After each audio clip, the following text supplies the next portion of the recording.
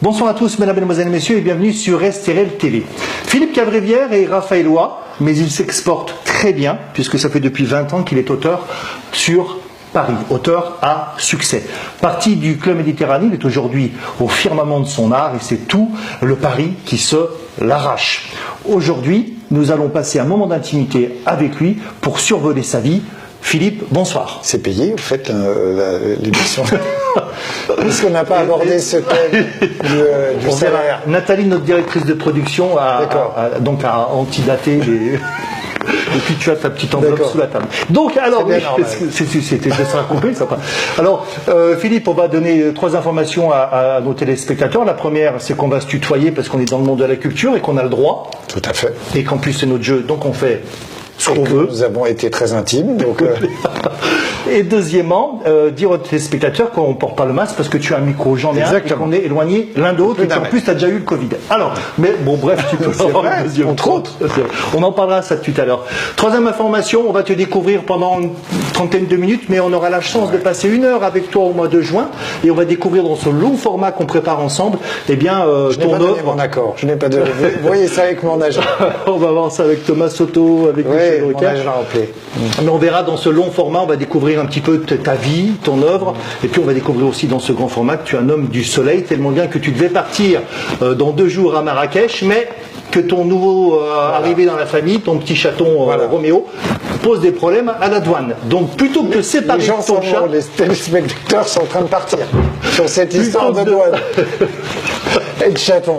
Les gens ont déjà zappé. Je voulais dire que plutôt que de te séparer de ton chat pendant quelques jours, eh ben, c'est toi qui te sépares de tes vacances, et les amoureux des animaux apprécieront. Bien et les zoophiles aussi.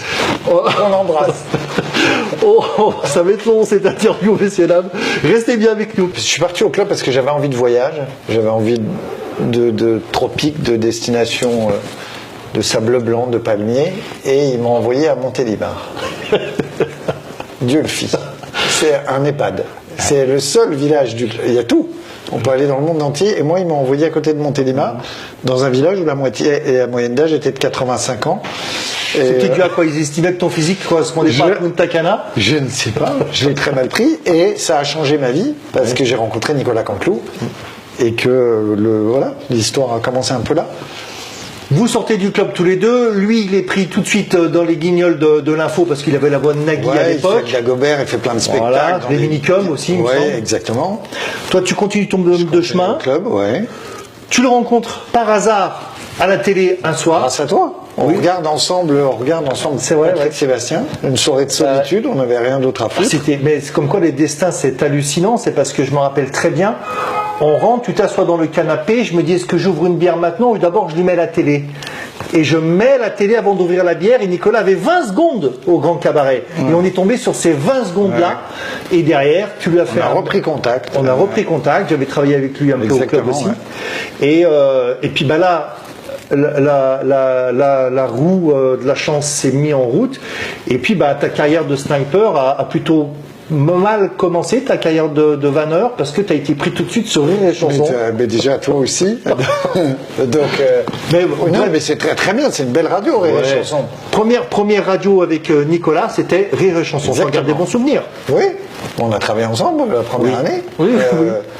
On a fait 3 ans sur Rire et Chanson, et puis après on est parti sur Europe 1. Avec Aimé Jacquet. C'était la première fois. C'était la Coupe du Monde 2002. Coupe du Monde Corée, je crois. Et un jour, tu vois, Nico, vous êtes démarché par Florence Fessa, je crois, et vous rentrez dans le canapé rouge à la place de Gérard. Oui, il fait une émission exceptionnelle avec Jean-François Lamour, etc., qui était ministre des Sports à l'époque, et Jean-François Lamour se marre, et Nico m'appelle et il me dit est-ce que tu es prêt à écrire pour Drucker toutes les semaines? Michel, il veut qu'on revienne tout le temps. Michel, tu m'as dit que peut-être, moi j'ai pas son portable et toi tu l'as. On peut peut-être essayer de l'appeler? On peut essayer de l'appeler. Bon, alors chers téléspectateurs, un moment dans cette interview rafraîchissant, aérant, et quelle aération on va prendre puisqu'on va s'adresser au patron du PAF depuis une 50aine d'années. Oui, vous avez bien compris, Michel Drucker, qui est pour l'instant en convalescence. Il n'a pas donné la parole à grand monde, à part RTL et CNews. Grâce à toi, Philippe, on va l'appeler pour lui prendre des nouvelles. Et puis comme tu as travaillé avec lui, il nous a fait ce grand plaisir d'être disponible quelques minutes pour les téléspectateurs d'Estérel TV. On le tente. On tente. Ça peut être affreusement gênant s'il répond pas ou si, Qu'est-ce que si on tombe sur sa messagerie. On met le chorus. On va filmer le... Ah, Michel. Oui, j'ai un truc en direct à la radio, excuse-moi. Ah ben oui. Ah oui. À la télé même. Bonsoir Michel. Télé Estérel. C'était Estérel TV avec Greg et Philippe. Comment ça va? C'est une radio mondialement connue. Oh, c'est gentil, Michel. C'est gentil, Michel. Et la première question qu'on vous pose, Michel, c'est comment allez-vous? Ben, comme quelqu'un qui revient de loin, quelqu'un qui est retour parmi les vivants, alors qu'il penserait qu'il ne serait jamais de retour, parce que ce que j'ai eu, c'est une opération très très lourde, et objectivement, je ne pensais pas que 3 mois après, je serais en direct sur Estérel TV. C'est un honneur, Michel. Alors, ce qui est étonnant, c'est qu'on vous a vu un petit peu moins depuis le mois d'août à la télé, et pourtant on parle de plus en plus de vous. Ça vous fait du bien, ces encouragements et ces soutiens pendant votre convalescence? Ça vous aide? Oui, en même temps, comme j'ai beaucoup d'humour, car j'ai fréquenté très longtemps Philippe Cavrivière, c'est que il y a un côté nécro qui est pas pour me déplaire. C'est-à-dire que de temps en temps, je vois des choses où, tiens, nécro de mon vivant, pourquoi pas, quoi. Et d'ailleurs, dans mon spectacle, quelle fille, et vous, Greg, vous avez, avec Dominique, participé, il y a justement un moment dans mon spectacle où j'imagine et c'est Philippe qui sait mieux que moi ce que c'est, une qui ont déjà été publiées, ou qui seront publiées quand je ne serai plus là. Il y a Vélo Magazine, il y a France Dimanche ici Paris, il est remords. Il est remords encore. Il est remords encore, donc ça m'amuse assez. Comme on sait que j'adore l'aviation, Drucker réussit enfin son décollage. Ça m'a beaucoup amusé. Non, en revanche, et ça, c'est pas pour vous déplaire, puisque vous, votre métier c'est de faire rire et d'essayer de faire rire les autres. En revanche, je sais maintenant que parmi les meilleurs médicaments lorsqu'on touche le fond, c'est l'humour. Parce que quand je touchais le fond, en réanimation, après une opération qui a duré presque 10 heures, une anesthésie qui a duré 15 heures, j'ai cru que j'allais jamais refaire surface. Eh bien, quand je dormais pas, à cause de la morphine, à cause des antidouleurs, en pleine nuit, c'est long la nuit à l'hôpital. Et surtout qu'on ne voit que des regards, parce que moi, pendant 6 mois, je n'ai vu que des regards, tous les gens étaient masqués. Les médecins, les aides-soignantes, les brancardiers, j'essayais de deviner ce qu'ils pensaient dans leur regard. Et de temps en temps, la nuit, quand je dormais pas, je me suis surpris à déconner et à dire après tout, est-ce que le meilleur médicament, c'est pas de l'humour? Donc je me suis moqué de moi. Quand je me suis mis dans la glace pour la première fois, je trouvais que j'avais 100 ans. J'ai dit que c'était après un coup de vieux, donc je m'imaginais déjà dans un EHPAD. Enfin, j'ai imaginé tout, et à chaque fois, ça terminait par un éclat de rire. Et j'ai souvent pensé à Philippe, parce que Philippe est un maître absolu. Et j'en profite pour dire à tous vos téléspectateurs qu'il faut regarder Philippe Cavrivière. Non seulement il faut écouter Nicolas Canteloup à la radio, évidemment, et à la télé sur TF1, mais il faut écouter Philippe Cavrivière, parce que Philippe Cavrivière, mais Greg, tu le sais mieux que moi, il faut que vous sachiez que moi, il y a très longtemps que je voulais en faire un chroniqueur à part entière, il le sait. C'est vrai. Mais le problème, c'est qu'il était débordé. Donc quand je le vois chez Ruquier, ou quand je le vois chez Thomas Soto, ou quand je le vois, je l'entends chez Thomas Soto à la radio, quand je le vois, je suis ravi, parce qu'il n'est pas seulement une plume dévastatrice, et au sens talentueuse du terme, mais c'est un très très bon chroniqueur. Philippe, je te rate jamais, et pourtant ça passe très tard le samedi soir chez Ruquier. Merci Michel. Pourtant ça jette un froid, et moi ça me ravit. Michel, en parlant de Ruquier, vous pensez que là, après 4 mois d'antenne chez Ruquier, Philippe, il s'est vu confier, il est rentré vraiment dans l'équipe de Ruquier, et Ruquier est en confiance maintenant avec lui? Mais moi j'ai toujours rêvé que Philippe soit, ça lui rappellera le Club Med, mais j'ai toujours rêvé que Philippe soit un chroniqueur, mais c'est plus qu'un chroniqueur, parce que d'abord il écrit pour lui, il écrit pour les autres, on le sait, Mais il a un truc aimé, quoi. Il a un côté Tintin qui me fait marrer. Et puis surtout, il ose tout. Il ose tout. C'est-à-dire, quand il est sur Ruquier, voilà, qu'il a distribué un petit peu toutes les flèches qu'il voulait distribuer, voilà, il dit au revoir, il part, il est content. Il a laissé un champ de mine derrière lui. Les patrons de la station doivent hurler. Ça me fait bien marrer parce que je le connais bien, Philippe, beaucoup mieux qu'il se connaît. Et puis Greg aussi, je fais une soirée à Saint-Raphaël entre nous. Mais Philippe, il a un avenir, pas seulement d'auteur. Alors, à mon avis, c'est un Jean-Loup Dabadi en puissance.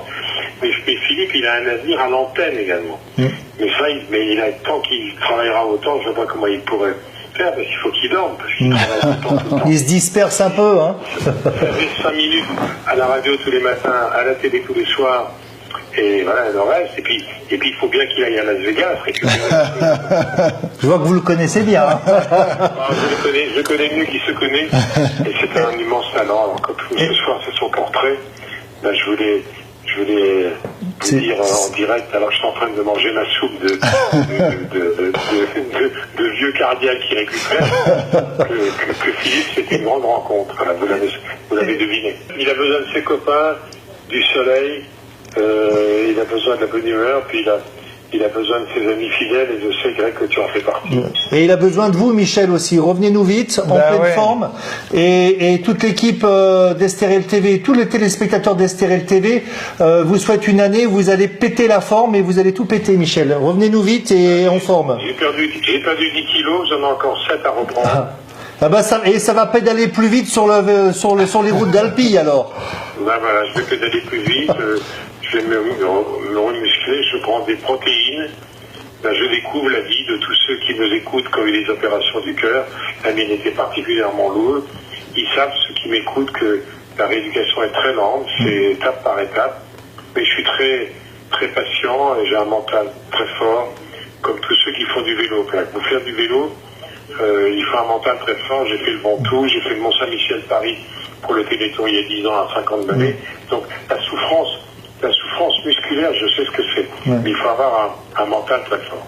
Et entre la bicyclette et le canapé rouge, le canapé rouge, vous hésitez. Enfin, vous savez peu lequel vous manque le plus. Je vais peut-être brancher un pédalier sur le canapé rouge.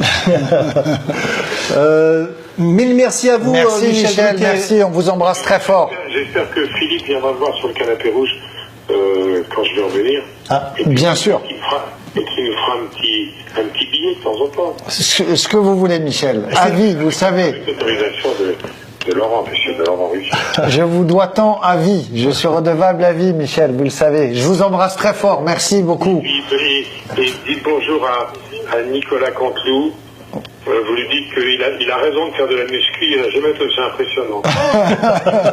À côté de Schwarzenegger, on dirait un fakir. Michel, merci, on vous embrasse. Merci. Au revoir, Michel. Merci. Ben, je pense qu'on peut arrêter l'émission là, je pense. On ne fera pas mieux. On arrête. Non, mais ce qui est... ça dit beaucoup de Michel. C'est-à-dire qu'il se fiche de l'audience de Estérel TV. Il se fiche de qui regarde, parce qu'il nous connaît tous les deux, et qu'on lui demande, il dit oui. Et c'est énorme. Immense, c'est énorme. Un vrai gentil. Gentil. Tu vois, la Greg, c'est bouleversant. Il a parlé à personne. Il a parlé à personne depuis son retour, depuis cette grosse frayeur qu'il a eue. Et là, à l'amitié, c'est pas un grand média, c'est pas TF1, je vous aime beaucoup, mais il aurait pu dire TF1, France 2. Il dit Estérel TV, oui. Ouais, mais c'est planté, il a dit TV Estérel, alors que c'est Estérel TV. Et puis en 2004, vous êtes, ce qu'on peut dire, débauché de Rire et Chanson, parce que vous avez une proposition qui est un poil dans votre progression qui vous arrange mieux, c'est... On veut du pognon. On se fout de l'artistique, on veut de la thune. On veut de la grosse thune. C'est pour ça que vous allez chercher des sous chez Europe 1. C'est Jean-Pierre Elkabbach qui qui écoute Nicolas et puis qui dit venez sur Europe 1. Et puis Europe 1, c'est une radio mythique, c'est la radio de Coluche. Une radio, c'est comme un club de foot. À un moment donné, quand tu as des grosses stars, Ils sont tous très bons, Europe 1. Mais quand tu as en face Yves Calvi, Laurent Gérard, Michel Simès, etc., c'est dur de... Pourtant, Monsieur Lagardère vous aide, et vous aide. Bien sûr. Mais moi, j'aime, garder ce maillot. J'aime cette équipe. Comme je suis supporter de l'OM, même quand l'OM va pas bien, je suis supporter d'Europe 1. Tu me diras, tu es sur RTL aussi. Donc, tu n'as aucune colonne vertébrale. On va revenir... Et tu es sur TF1 et France 2, c'est vrai. Donc, je n'ai aucune colonne vertébrale.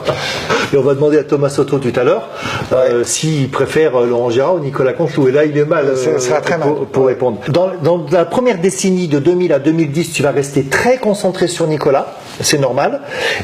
Parce que finalement, vos carrières sont interdépendantes l'une de l'autre. Et puis que vous avez beaucoup de respect et d'amitié l'un pour l'autre.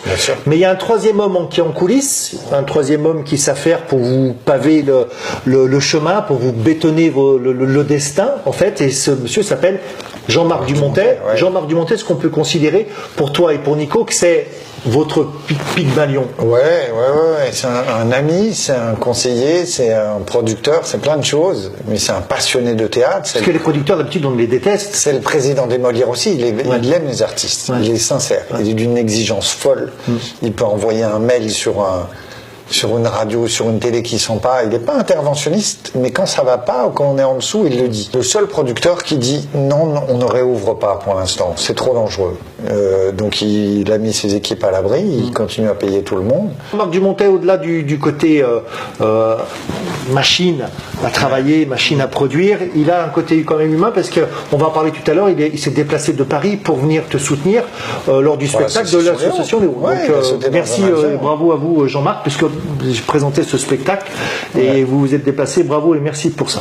Salut Nicolas. Salut Greg. Bienvenue sur STRL TV en direct. Nicolas Canteloup, mesdames, messieurs. Très content que tu nous apportes un peu de ton temps. Je te fais le pitch, Nicolas. J'ai invité sur le plateau un ami qu'on a en commun qui s'appelle Philippe Cavrivière et avec lequel j'ai eu la chance de partager quelques travaux avec toi. Et il m'a beaucoup parlé de toi. Donc je me suis dit, tiens, il faut que j'appelle Nicolas pour lui poser 2-3 questions. Avec grand plaisir, je serai toujours disponible pour toi et pour Philippe. C'est gentil, Nico. On reconnaît bien là ton sens de la camaraderie. Nicolas, cette histoire sur Europe 1, partenaire de travail Philippe, c'est 16 années, c'est plus de 4000 chroniques et vous êtes toujours au taquet. Est-ce que tu penses que vous aidez cette matinale de Mathieu Béliard à tenir la barre face à la concurrence?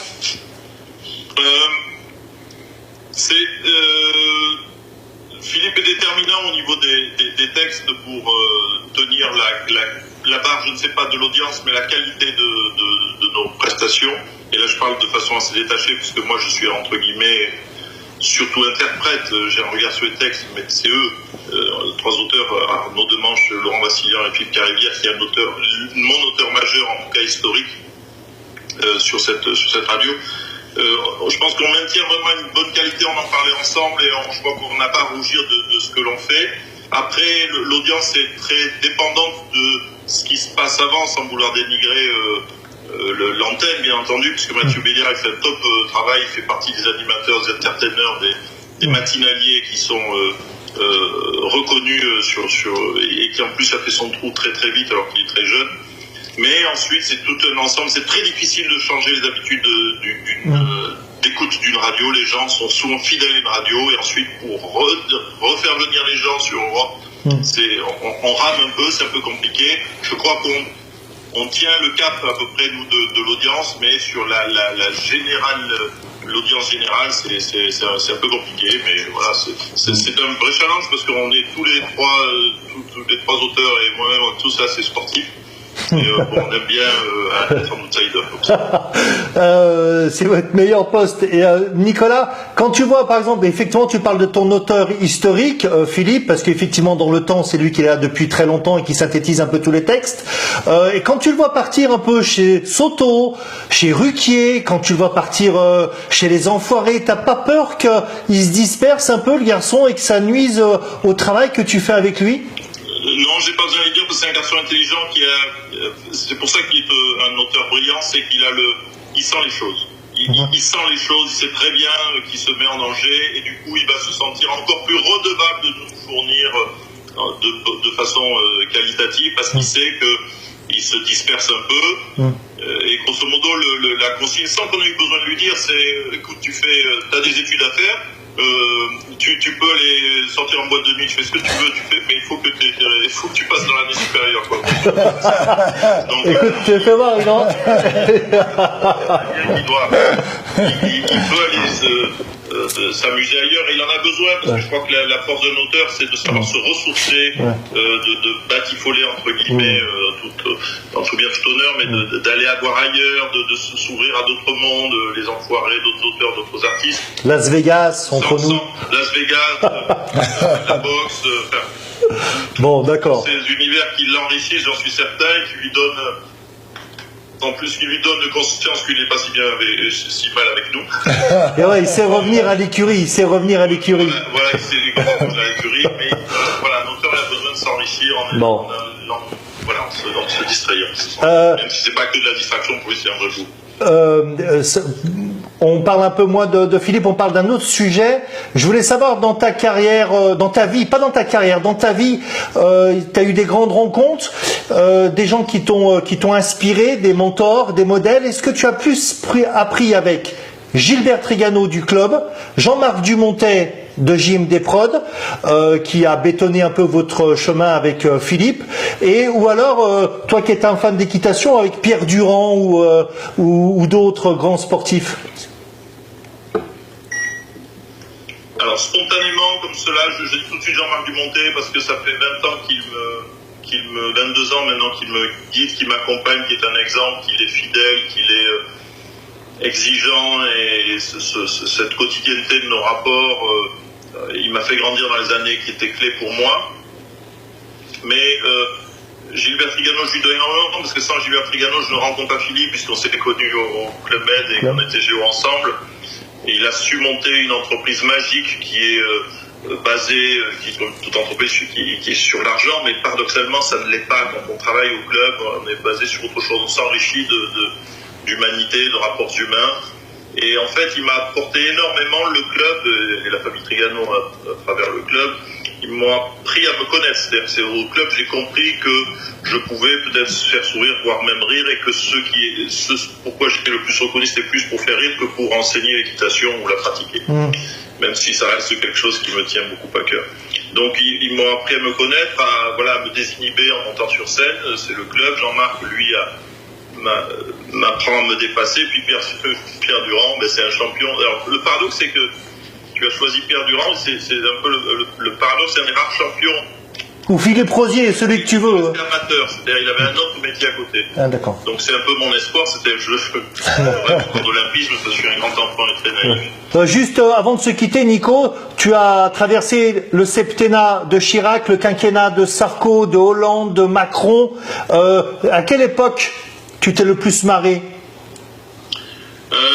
Écoute, spontanément comme ça, c'était Hollande, parce que arrivé avec Philippe, on était très malheureux. Il nous a fait rire. De se dire qu'on perdait Sarkozy, non pas pour des raisons politiques, même si chacun peut avoir ses opinions, mais là je rentre pas là-dedans, mais on savait qu'on perdait un super personnage, c'est Louis de Funès, très nerveux, qui créait qui faisait l'actu parce qu'il était toujours il anticipait tout et très proactif comme ça. On s'est dit waouh. Et puis en Hollande, on ne soupçonnait pas dans le personnage de l'apprenti président, en tout cas au moins pendant un temps, mais qui a duré assez longtemps, il était formidable parce qu'il fait rire à ses dépens, il faisait rire à ses dépens. La ressource de Philippe, c'est qu'il est très inventif. Moi, ma chance, c'est marrant parce que je vis un petit peu ce que je vivais au Guignol, où j'avais un petit privilège d'être un des premiers lecteurs des textes d'auteurs brillants des Guignols, avec Yves Lecoq et mes camarades imitateurs étaient les premiers lecteurs. Et le privilège que j'ai, moi, c'est de lire la chronique télé, la chronique radio, écrite en grande partie par Philippe. En primeur, quoi, je le lis et souvent il me fait rire et souvent je décroche mon téléphone, je dis waouh, ça c'était bien. Et souvent, il me cueille, il me surprend. Et en particulier sur le domaine du sport. Parce qu'en domaine du sport, c'est très compliqué d'être drôle parce que les résultats sont souvent les mêmes. Hein. On gagne ou on perd, ou éventuellement on match nul. Et lui, il a toujours à trouver des ressorts, des images. C'est sa force. Une grande qualité, c'est qu'il est très très très constant dans l'humour. Ouais. L'autodérision, il a toujours le sourire, même si les choses graves, il a le sourire, il a toujours une vanne, il a toujours, même si ça le touche de près, il est rarement en colère. Les seules fois où je l'ai vu en colère, c'est quand il y a une radio qui n'a pas été bonne, ou une injustice. Je ne devrais pas dire ça, mais je pense que c'est un homme de one-man show. Je pense que... Je ne devrais pas dire ça, parce que j'ai un peu peur de le perdre, même si je soupçonne sa fidélité, mais je pense qu'il ne le sait peut-être pas, ou il commence à le deviner, mais je pense qu'il a je pense que les gens le trouvent extrêmement sympathique. Il est sympathique tout de suite. J'ai rarement vu des gens dire quelque chose sur Philippe. Il est très très sympa et il n'a pas d'ennemis. Je pense que les gens l'aiment vite. Voilà. Mille merci, toute l'équipe de STRL TV et que tu vois ici, les caméramans et la directrice de prod, tous les journalistes sont là, tous les téléspectateurs sont derrière la caméra et ils se joignent à moi pour te souhaiter mille bonnes choses pour 2021 et puis pour l'avenir. Merci pour ta disponibilité, ta franchise et ta camaraderie. Tu vas attraper un gros poisson. Salut, merci Nicolas, merci. Ciao. Merci. Ciao. Ciao. T'embrasse. Plaisir. Merci à toi, Nico. Ciao. Toi, après cette première décennie, tu vas commencer à aller chercher inspiration ailleurs, tu veux t'essayer ailleurs, tu es même démarché pour d'autres artistes, d'autres domaines artistiques, dont le cinéma. Et là, tu fais une belle rencontre, le Louche et du Jardin. Tu fais nous le pitch rapidement. Alors, avec Stéphane Joly, qu'on salue, ancien géo du club. Ancien géo du club, grand metteur en scène, grand comédien, metteur en scène de Nicolas Canteloup. On est casté à un moment donné, on croise les gens de Black Dynamite, du Jardin, qu'on connaît un tout petit peu, mais très peu, et ils cassent plein d'auteurs pour faire un film sur l'infidélité. Et là, il y a plein d'auteurs que je citerai pas, mais du costaud, et tu vois, plus costaud que nous, qui écrit. Et nous, on écrit un truc très barjot avec Steph, et ils disent, mais c'est eux qu'il faut prendre. Alors après, le petit souci, c'est que quand tu dois expliquer à ta femme que tu as réussi le casting sur un film sur l'infidélité, et tu dis, mais pourquoi on t'a pris toi? Je dis, mais je n'en sais rien, ma chérie. Je dis, mais attends, et alors explique-moi, on fait un film sur la plongée, on prend Jacques Mayol, qui connaît la plongée, mais un film sur l'infidélité, pourquoi toi? Mais tu ne donnes pas d'explication. Donc c'était très ennuyeux. Tu vas te détendre un peu pour voir le spectacle des Enfoirés, hein, tu connais deux noms, les Enfoirés, et puis tu passes backstage parce que tu connais quelques artistes, et là dans les backstage, dans les couloirs sécurisés de Bercy, tu sens une main sur ton épaule, tu te retournes, et là c'est un monsieur qui veut te parler, c'est un certain Jean-Jacques Goldman. Alors je ne sais pas ce que vous faites monsieur dans la vie, évitez de m'interpeller, déjà vous voyez moi, quel est votre projet? On écrit pour Nicolas tout le temps, et Nicolas fait un sketch dans le spectacle des Enfoirés. On n'est pas du tout dans la troupe des Enfoirés. Et on a écrit son petit sketch, sa petite partie. Et ça se passe bien. Et puis on se balade en coulisses, il y a Gad Elmaleh, machin, qui est sur un sketch, qui dit, tiens les gars, qu'est-ce que vous pensez de ça? Donc on bosse un petit coup avec lui de façon conviviale, et puis Jean-Jacques nous dit, mais venez faire partie de la troupe des Enfoirés, vos sketchs ils sont carrés, rejoignez-nous. Ça c'était il y a 8 ans, et depuis tu y es toujours. Comment ça s'organise ton travail?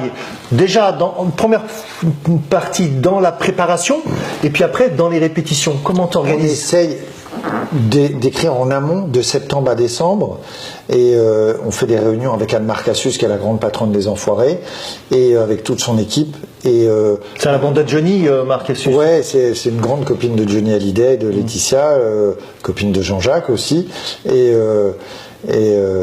donc on parlait de la préparation. Jean-Jacques, comme je dis Jean, parce que je suis au cœur du showbiz, bien sûr, vous l'avez compris. Thomas, mais c'est toi, à raison, tu peux dire n'importe quoi, ça passe. Et donc, on se voit tous les vendredis de septembre à décembre, et avec Michael Youn, avec maintenant la bande à Fifi, avec Malik Bentala, et on met en place les sketchs, on essaye d'avancer. Donc tu touches les artistes qui débarquent, tu leur dis voilà, ça c'est mon test, allez-y bosser. Ouais, on essaie de les voir en amont, d'écrire en amont, mais après c'est quand même un bordel géant parce qu'il y a 30 ou 40 artistes sur scène qui arrivent. Ils jouent le jeu, ils sont à fond. Oui, mais ils arrivent jour après jour, ils n'arrivent pas tous en même temps le mercredi, ils arrivent un peu le mercredi, des fois le jeudi, il y en a le vendredi, donc ça se remplace, ça bouge, machin, on répète les sketchs pendant que les mecs répètent la musique, c'est un bordel géant. Quand tu vois le spectacle le premier soir, le mercredi, tu fais Jesus Christ, où on va, ça va être n'importe quoi, et petit à petit ça se met en place, et la magie se met en place, et à la fin il y a, ça marche. Il y a 10 millions de gens qui regardent le spectacle, qui achètent le DVD, et c'est des millions de repas, c'est 14 repas, ou c'est ça, par CD, DVD, donc c'est une manne extraordinaire pour les Restos du Cœur. Donc, à ta façon, à ta manière et à ton poste, tu fais partie de ces 73 000 bénévoles qui continuent à porter l'idée de Coluche. On a la partie facile, nous. On a la partie paillette, on fait notre métier. On n'est pas payé, contrairement aux rumeurs. On n'est ni les artistes, ni les auteurs. On cède nos droits à des notaires qui viennent nous faire signer le papier. Donc personne n'est payé sur la troupe. Et c'est très bien comme ça. Et qu'est-ce qu'on dit aux gens qui nous regardent et pour une petite partie, pensent que ces artistes viennent quand même pour servir leur propre carrière et promo. Toi qui es dans l'intimité. On dit que les artistes qui chantent prennent en gala 50 à 100 000 euros par soir, s'ils vont faire un gala privé. Donc pendant 9 soirs, ils sont pas payés. Il y a des artistes qui n'ont pas cette puissance commerciale, mais non, ils se mettent au service parce que personne ne demande rien. Personne ne dit je vais être là, là et là. C'est nous qui distribuons avec Anne Marcassus, avec Yves Maillet, etc. Les rôles, etc. Personne, tout le monde se met au service de la cause. Tu vois. Quand le rideau se ferme, que les projecteurs s'éteignent. Derrière, backstage, je pense que pour décompresser, il doit s'en passer des vertes et des pas mûres. Je n'ai pas le droit d'en parler, actuellement. Non, oui, après. Tu le dis, sinon je te descends la cave, je te torture. Il y a des after-shows qui sont incroyables. Un petit souvenir rigolo. Ben, il y a Jean-Louis Aubert, que Cadmera appelle Jean-Louis Aubard. Je ne sais pas pourquoi. Mais ils n'arrêtent pas, ils font de la musique. C'est-à-dire qu'ils se tapent 4 heures de show, 4 heures et demie. Ils arrivent à minuit et demi à l'hôtel. Et ça y est, il y a l'after qui commence jusqu'à 2, 3, 4, 5 heures. Et ça joue, téléphone. On a eu Goldman qui a chanté quelques chansons. On a Cadmera, Danny Wood, machin. Zazie. C'est des Goldman, pourquoi, entre toi et moi, tu le connais, pourquoi il a arrêté Goldman? Je pense qu'il est d'une humilité. Ça a été violent, hein, tout le monde en a parlé de ce départ. D'une humilité tellement grande qu'il pensait qu'il fallait donner le relais. On a eu un échange de mails, j'échange un petit peu avec lui, où il disait je vais plus voir les spectacles, il est à Londres, etc. Je suis pas allé voir Mark Knopfler, je suis pas allé voir Harry Potter et tout. Il me dit il y a des gens qui vont le faire très bien, comme Michael Youn, etc., qui vont prendre le relais comme la bande à Fifi. Et tant que il est quand même, il appelle Anne Marcassus, il s'appelle tout le temps quand même, tu vois. Parce que ça lui tient à cœur, parce que c'est tellement cette important. chanson qui l'avait blessé beaucoup. C'était tellement idiot. Sur les jeunes et les vieux, tellement idiot la polémique. Parce qu'il avait poussé un coup de gueule quand même. Hein. Ben, il avait été peiné, parce qu'il est tellement sincère dans la démarche. Ça fait 30 ans qu'il donne tout pour les restos, que les droits de ses chansons, tout va au resto, etc. Et que c'est un travailleur énorme, ou qui dort parfois à Bercy, à la salle de spectacle, tellement il y a de répètes, que mettre en cause son intégrité, quand il a repris la parole, c'était pour les infirmières, il ne le fait jamais. Ah oui, il a fait la chanson. Enfin, moralement, humainement, il n'y a pas à douter de cette personne. Et là, et il a donné des... Pour Léo, pour on va en parler tout de suite de Léo d'ailleurs. Des disques dédicacés, etc. Puisqu'on parle de la nouvelle campagne hivernale des Enfoirés, cette idée de Coluche qui est malheureusement toujours d'actualité. Ouais. Toi, en ce moment, qui as toujours le nez dans la presse, parce que c'est ton job, entre le Covid, la prochaine crise économique qui va nous tomber dessus, entre les tensions intercommunautaires en France, Comment tu sens l'année 2021? Parce que 2020, allez, on passe. 2021, tu sens comment? Faut passer à 2022 tout de suite. Ah ouais, tu la sens. Thomas Soto, il a dit bonne année 2022. Il a dit ne vous souhaitez pas. Ouais. Il a fait la meilleure vanne. Ouais. Non, mais oui, ça va être encore dans le dur. Ça va être encore difficile, bien sûr. Et on est très privilégiés. On peut continuer à travailler, mais il y a beaucoup de gens qui sont dans le dur. Parce que tu avais une dimension déjà nationale, l'association Léo, qui est une association raphaéloise, l'association de Delphine et de Mike, qui ont malheureusement perdu Léo, qui avait 15 ans, d'un cancer pédiatrique, t'ont approché, t'ont demandé si tu voulais être un peu le Pygmalion, ou du moins le président de cette association. Ouais, le parrain. Le parrain, et tu as répondu tout de suite. Combien c'est payé une troisième fois? Non, tu as répondu tout de suite, donc tu es président de cette association. Parlons-nous. Non, je suis pas parrain. Mais la première réaction, c'est de dire mais trouvez mieux. Je ne suis pas connu, personne ne me connaît. Donc, et puis finalement, je me suis engagé. On s'est engagé, on a fait le spectacle. Et puis l'association est magnifique et elle m'apporte au moins autant que je peux lui apporter. Et voilà, on est au cœur du plus grand malheur du monde, de perdre un enfant, et on arrive à transformer la plus grande douleur du monde, c'est ce qu'a réussi à faire Delphine et Mike, en lien entre tous les enfants qui se battent encore contre ces maladies. Donc il n'y a rien de plus beau, c'est sublime ce qu'ils font. Donc tu crées ce spectacle en 2019 et tu as mis On crée avec tous les deux, en appelant à la rescousse. On prend un gros risque parce que tout le monde nous dit vous n'arriverez jamais à remplir le forum. Et là, on se dit, peut-être on va faire perdre de l'argent à cette association. Et on a refusé autant de places qu'il y avait... On a refusé beaucoup de monde, et Michel Drucker est venu, Florent Père est venu, Nicolas Canteloup est venu, Thomas Soto est venu, et puis plein d'artistes, Baptiste, des chanteurs, etc., plein d'artistes talentueux, danseurs, et voilà, on a vécu un moment extraordinaire d'émotion. En 2019, lors du spectacle de l'association Léo au forum de Fréjus, spectacle qui célébrait cette association qui s'interpose courageusement entre les enfants et le cancer, Philippe Cavrivière avait demandé à ses amis parisiens de descendre le rejoindre, Nicolas Canteloup, Michel Drucker et un fameux Thomas Soto, que vous connaissez, qui est le présentateur du journal télévisé le week-end sur France 2 et puis animateur du 18-20 sur RTL. Et Thomas rencontre Philippe dans les coulisses, c'est une amitié qui naît, et la suite, on va la découvrir avec Thomas Soto maintenant, parce qu'effectivement Philippe, vous le savez, a rejoint l'équipe de Thomas. Allô? Bonsoir Thomas Soto, ça va bien? Bonsoir Thomas Soto, c'est Greg. Bonsoir Greg. J'avais eu beaucoup de plaisir à pouvoir partager un petit moment avec vous lors du spectacle de l'association Léo en juin 2019. C'est pour ça que je me suis permis de vous rappeler. Je vous fais rapidement le pitch. Notre chaîne STRL TV couvre les actualités de la région CAVM, ça veut dire entre Saint-Tropez et Cannes, on va dire largement. Nos téléspectateurs sont ravis ce soir de découvrir à l'antenne Philippe Cavrivière, et Philippe m'a beaucoup parlé de vous, Thomas, donc c'est pour ça que j'ai préféré vous appeler. Je viens de poser une question à Philippe, et la question c'était, est-ce que tu crois que tu as déjà gagné la confiance de Thomas Soto? Et il a été très hésitant sur la réponse. Alors je vous pose la question à vous, Thomas. C'est ce qui fait son charme, d'être hésitant sur la réponse. Parce que c'est un garçon qui doute tout le temps, même des choses évidentes.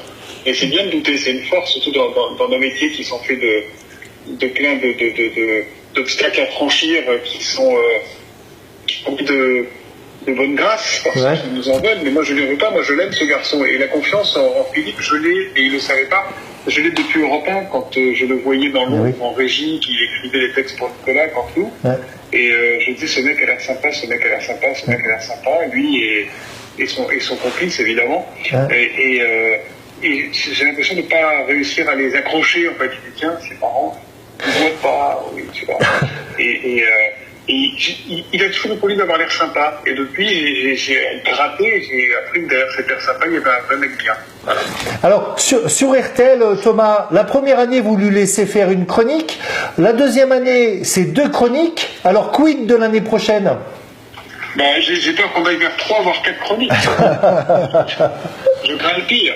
Thomas, votre 18-20, il est évidemment raccord à l'actu tous les jours. L'actu en ce moment, elle est un peu morose. Est-ce que quand Philippe arrive sur le plateau, pour vous, c'est un peu la récré? C'est la récré, mais c'est pas que la récré, Philippe, parce que c'est aussi... c'est un éditorialiste, je crois que c'est un des éditorialistes les plus pointus qu'il existe dans la sphère médiatique aujourd'hui. Avec son air de pas y toucher, son côté bien coiffé, ce tatouage de garçon propre sur lui, parce que c'est Philippe, il arrive à un tatouage de garçon propre sur lui, et ses shorts hawaïens qu'il met par moins de 12 degrés, il peut tout se permettre, et il se permet tout, et tout passe avec lui. Les pires horreurs, vous les mettez dans la bouche de n'importe quelle expérience. Prenez un texte de film, vous le mettez dans la bouche de qui que ce soit, un politique, un autre humoriste, un chanteur, un pianiste dans un bordel, ça passe pas. Avec Philippe, passe. Ah, ça veut dire Thomas que jamais vous vous faites houspiller par les patrons de la station, pas parce que Philippe est allé trop loin. Vous en prenez la responsabilité chaque fois. Moi, j'ai une règle fondamentale avec Philippe, qui était celle qu'on avait avec Nicolas quand j'étais à Europe. C'est vous, les mecs, vous faites et vous écrivez ce que vous voulez. D'accord. Je refuse, Philippe le sait, je refuse de lire. Je refuse de lire. Il me fait lire mes relances juste avant. Mais je veux pas parce que je veux découvrir, puis je veux surtout pas être tenté de lui dire non, ça ne va pas, lui c'est un pote, ça je veux pas. Donc Philippe, il écrit ce qu'il veut, il dit ce qu'il veut. Le seul droit que je m'octroie, quand il est moins bon, je lui dis c'est moins bien. Et je sais que ça le mine en plus, qu'il est comme moi. Je sais que ça marche et que la potion c'est pas génial. Est-ce que vous êtes plus Laurent Gérard ou Nicolas Canteloup? C'est difficile, hein. Alors pendant que vous réfléchissez, Thomas, je stipule aux spectateurs que Laurent Gérard, il croise Thomas Soto tous les jours à RTL, mais que Thomas Soto travaille avec l'auteur de Nicolas qui est sur Europe. Donc c'est quoi votre choix Et sur TF1. Et sur TF1. Et moi-même sur France 2, donc autant vous dire. On est dans le double. Les liaisons dangereuses. Écoutez, moi je vais faire une réponse un peu langue de bois et un peu gestive, mais tout le monde comprendra. Nico, c'est... Donc forcément, Laurent, je le connais pas bien. Ouais. Pour Nico. Bon, d'accord. Ouais, c'est nickel. Philippe n'était pas seulement un homme de l'ombre. C'était aussi un catalyseur de lumière. Et surtout pour des causes, et je sais que c'est un mec qui est ultra généreux. Il a plein de défauts, hein. Il mange salement. Il va à Mykonos, ça problème, c'est quand même le dernier endroit où il faut aller en Grèce, c'est Mykonos.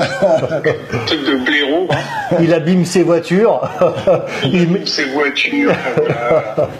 Il veut Rachid. Enfin, il a plein de trucs. Non, alors ça, Thomas, non. Il suffit.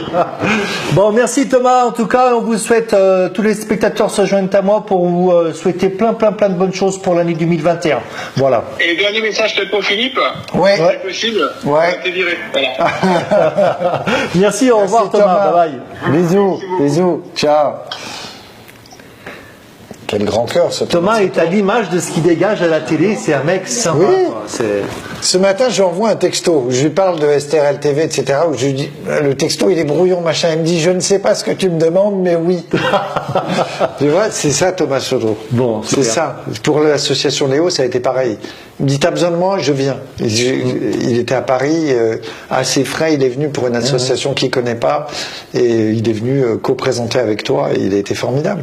Et puis il y a quelqu'un qui depuis quelque temps sent qu'il y a quelque chose à faire avec Philippe Cavrivière, c'est Laurent Ruquier. Laurent Ruquier qui t'appelle pendant l'été 2019 et qui te dit, Philippe, je fais une nouvelle émission sur France 2, ce sera le samedi soir, et ce sera en direct.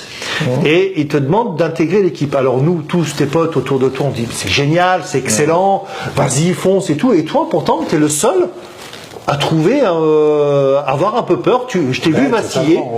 Mais alors pourquoi tu vacilles quand Ruquier t'appelle?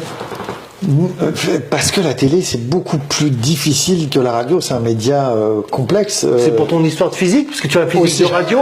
Aussi, c'est des heures de maquillage. C'est 7 heures de maquillage pour pouvoir être visible à l'antenne. Non, parce que parce que je doutais de...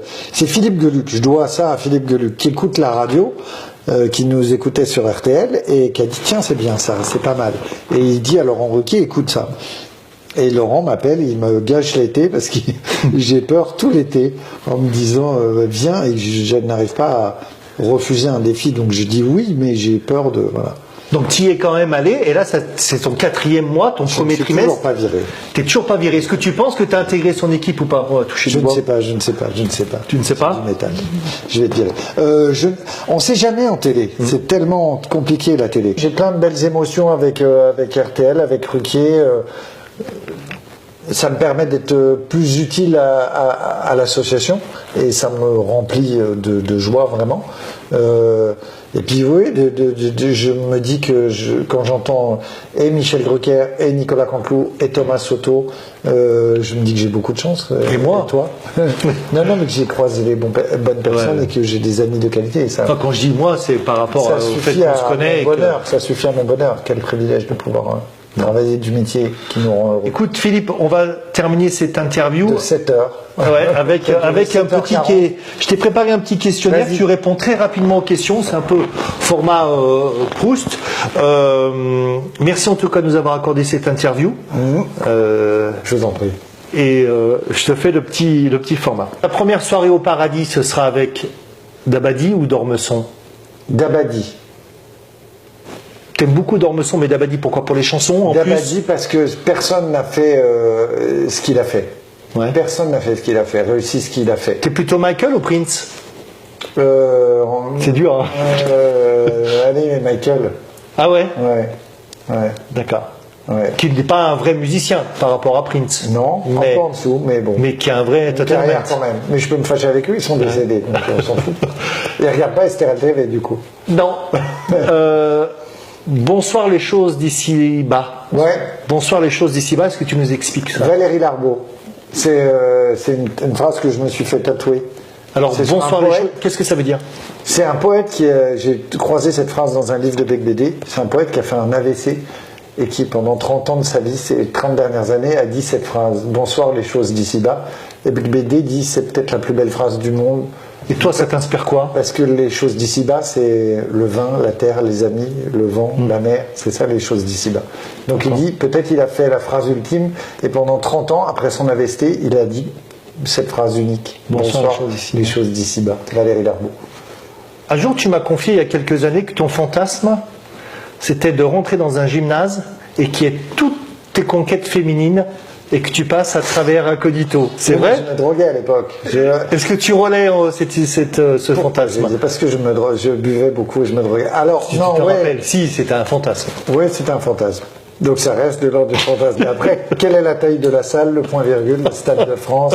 On ne le saura jamais. T'es plutôt vin rouge cochonaille ou coke vodka pomme? Je ne comprends pas de quoi vous parlez. Joker. T'es plutôt Laurent Gérard ou Michael Gregorio? Nicolas Canteloup. Oh, t'es facile.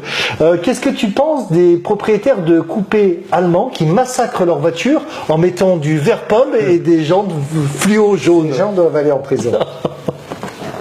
Ça, c'est pour les gens du coin qui comprendront. Qui t'a le plus marqué entre Quincy Jones et Mike Tyson? Quincy Jones, parce que j'ai eu, ça fait encore crâneur, hein. J'ai dîné avec lui grâce à un ami qui travaille avec lui et c'est un monsieur extraordinaire. Il t'a parlé de Michael? Ouais, on a parlé un petit peu de Michael, il m'a parlé de Thriller, de tous les titres, je crois qu'ils avaient 800 morceaux possibles sur Thriller. Donc oui, non, c'est passionnant de parler avec ce monsieur. Et il avait remporté d'ailleurs la veille un procès. Ouais, il venait de gagner 14 millions de dollars. Il fait venir un médecin chez lui qui lui dit Quincy, vous faites pas de sport, vous fumez, vous mangez pas équilibré. Si vous faites pas de sport, faites au moins des hammams et des saunas. Et donc il dit ok, il fait venir un gars d'une entreprise chez lui. Il dit il fait venir le gars, il lui dit il faut que vous me fassiez un sauna ou un hammam.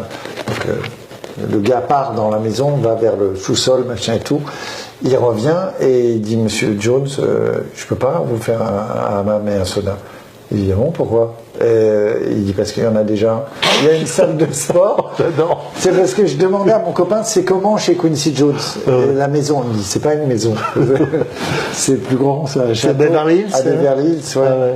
Donc le gars, il avait oublié qu'il y avait une salle de sport, sauna, hammam, mais il y avait tout déjà. Si tu devais choisir entre le tennis et la boxe? voir. Tennis, parce que ça dure quand même plus longtemps. Un match de boxe, ça peut durer 20 secondes. Donc, Mais tu boxes chaque semaine, toi? j'essaye, non, modestement, oui. D'accord. Et tes vieux jours, toi, c'est plutôt une villa à Vegas ou un riad à Marrakech? Pas Vegas, Marrakech, pourquoi pas, mais sûrement ici, parce que j'aime cette région profondément. Si tu pries qui? Oh, j'ai une foi qui est très volatile. J'aime bien D'Ormesson qui citait Saint-Augustin et qui disait « croire, c'est espérer ». Quand je dis « je crois », étymologiquement, c'est pas « je sais ». Il y a des gens qui disent en ce moment, et beaucoup de malheur du monde vient de « je crois, je sais ». Non, je crois, j'espère. D'accord. Le mot Mais tu fais partie quand même des gens qui nourrissent un espoir pour l'après. Si tu dis « je crois que demain il fera beau », tu es en train de dire « j'espère qu'il fera beau demain ». Tu dis pas « je sais qu'il fera beau demain ». Donc D'Ormesson disait « j'espère ». Mais toi, d'accord, mais tu nourris un espoir pour l'après? Ben, ça m'arrangerait, parce qu'il y a plein de gens que j'ai envie de revoir. Bon. Mais En parlant de gens que tu voudrais revoir, je finirai là-dessus. On est en pleine fête de Noël. ouais. Est-ce que ta maman te manque? Tu veux plomber l'ambiance, c'est ça? Non. Oui, toujours, depuis 13 ans, mais elle est en moi, donc je suis fait du même bois qu'elle, donc elle vit en moi. Tu sais, il y a un proverbe arabe qui dit « je ne peux pas mourir, j'ai un fils ». C'est beau ça, hein? C'est magnifique. Ça, c'est la différence entre moi et un vrai auteur. Ouais. Tu vois, je ne peux pas mourir, j'ai un fils. C'est la chaîne de la vie qui continue. C'est ça qui est très beau. Donc on meurt pas quand on a un fils. On fait un petit coucou à ton papa et à ton frère aussi. Merci Philippe Cavrière de nous avoir accordé ce moment de réflexion, de détente, avec beaucoup d'émotion aussi, puis avec beaucoup de rire et beaucoup de finesse. Sache que toute l'équipe d'Estérel TV, on te suit parce que tu me fais du bien, que tu sois devant ou derrière la caméra. Plein de bonnes choses à toi. Et puis on va se rejoindre. Tu nous as promis au mois de juin. Si c'était payé. En fait. On va se rejoindre au mois de juin. Eh ben pourquoi pas encore. Ouais. Les gens vont on a encore plein de choses à parler. Merci mesdames, mesdemoiselles, messieurs de nous avoir suivis.